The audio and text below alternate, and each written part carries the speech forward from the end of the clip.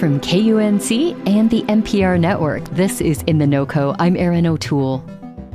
2 short years ago, Jordan Sarazin lived a comfortable, maybe even mundane life. He worked an office job as a financial planner. Then one day, Jordan decided to make a change. He set out to pursue his dream of managing a goat herd and renting their services to landowners. Today, Jordan and his wife Tony own 300 goats and a company called Goat Bros. Our producer visited a field in Superior where the goats are hard at work chewing up the vegetation. Jordan pointed out how the hills look before the goats get to them and after they've done their work. You can tell a difference from what we're standing in right now, what they haven't grazed, and what's finished. And the goats offer an important service for Superior and other cities along the Front Range that own open space. The goats are a form of wildfire prevention. Jordan pointed to a swath of land the goats had cleared. If that was to catch on fire, that would be much more manageable. Jordan and his wife live in a trailer that they park near wherever the herd is grazing at any given time. He spoke to me from there.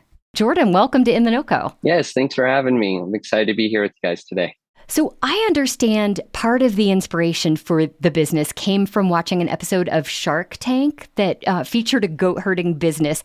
Tell me what you felt as you were watching that episode. Honestly, when I was watching it, I was like, this is crazy. And I've always been an entrepreneurial, and I was like, this is just my kind of crazy. And so I started looking into it more after watching that episode. And I was like, I think this is something I could do. And at the time I was a little naive, though. I thought I could still be a financial advisor and do the goats. And I quickly learned that the goats are a full-time job. The goats took over everything. Yep, yeah. Well, let me ask you this. Had you worked with goats or any kind of like animal before doing this? Yeah, my mom's dad had a farm, an old McDonald's farm in Pueblo, Colorado.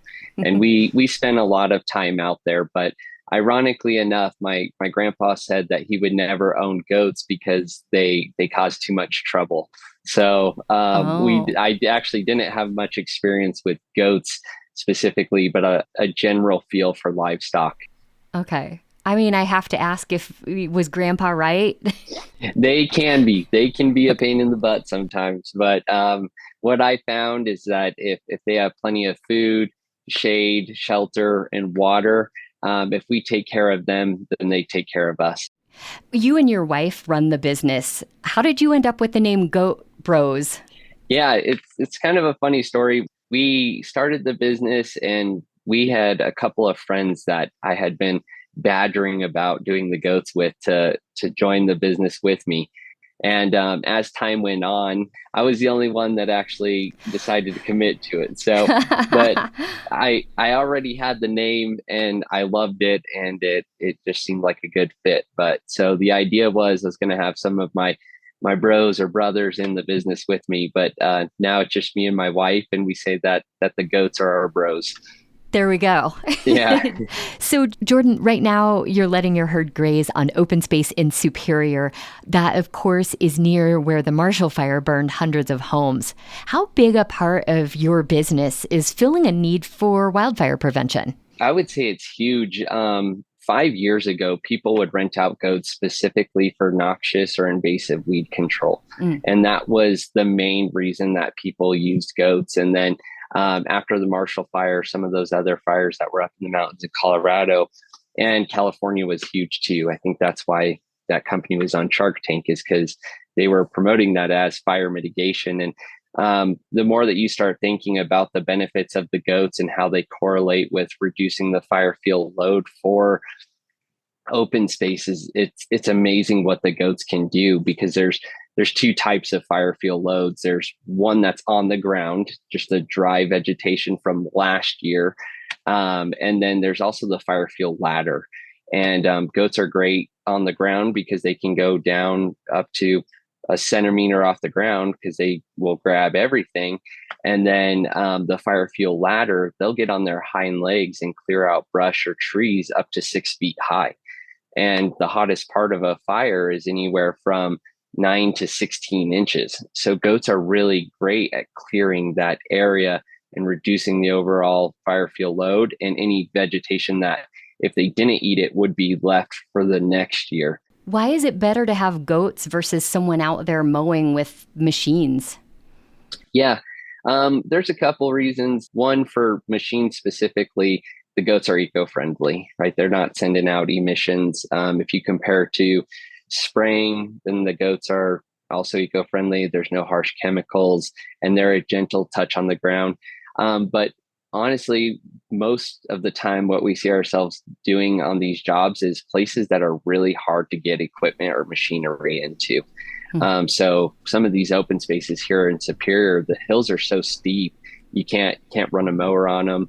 And if you were to weed whack it, it would take the amount of manpower, labor it would take would be unbelievable. So the goats are a really good fit because we only have to get our fencing through there, right? A perimeter around those tough areas, which is much easier for us to do than other equipment or machinery. Yeah. Not to mention they're cuter. I mean, so. Yeah. A lot of people like to come out and see the goats, and we'll have lines of people, but you never see that when the guy's on a mower. How big of a trailer do you need to move a herd of 300 goats from town to town? We've got a 36-foot trailer, and there's 4 sections inside of it. Okay. And so we split that up to evenly distribute the weight between the trailer and to make sure that they're not, if we hit the gas, they're not all slam into the back, or if we hit the brakes, they're not all going to the front. So that helps keep them safe. But we can fit anywhere from 20 to 30 goats in each one of those little sections. Okay. But that also is something that changes because now we have 90 pregnant nannies. So we might not be able to fit 30 in there like we were before. It might be 18 to 25 or something like that. So we're always making adjustments. How interesting. Well, an extra trip, maybe it sounds like. So it takes us 3 trips. And as of now, anywhere we go, if we ever have to do an extra one, then we just make it. So I think the mama goats deserve their own separate trip. I'm just going to go out and say it. Yeah. Well, once their kids come, they will. We'll separate the moms and the kids, and they'll ride together, and then we'll have the rest of the herd on other trailers. So, well, Jordan Sarrazin, thank you so much for speaking with me today. Yes, of course. Thanks for having me on.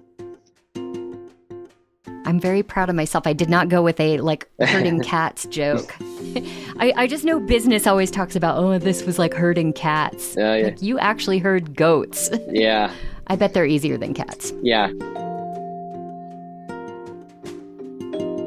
You can learn more about Goat Bros and see some photos of the goats in action at KUNC.org. And while you're there, why not sign up for the free In The NoCo email newsletter? It's a great way to keep up with what's happening in our Colorado backyard with local and regional news delivered right to your inbox every Wednesday. Subscribe at KUNC.org. That is it for us today on In The NoCo. I'm Erin O'Toole. We'll be back with you next week with more of what's happening in Northern Colorado. Thanks so much for listening and have a great weekend.